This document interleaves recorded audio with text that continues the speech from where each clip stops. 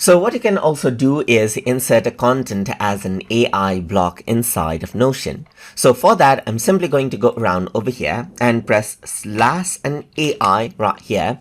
And once you do that, you can see that AI block is an option. Once you go ahead and click, now you can actually see that I have a block right here. So I can simply go ahead and tell it what to generate. Let's say, for example, I'm going to go ahead and say, write an idea for a graphic design of a restaurant right here. Simply press enter, and then what happens is that a design is there just like this. So this is generated, and this right here is actually an AI block, as you can see right here, that you can go ahead and move around wherever you want. So this is what you have, as you can see right here.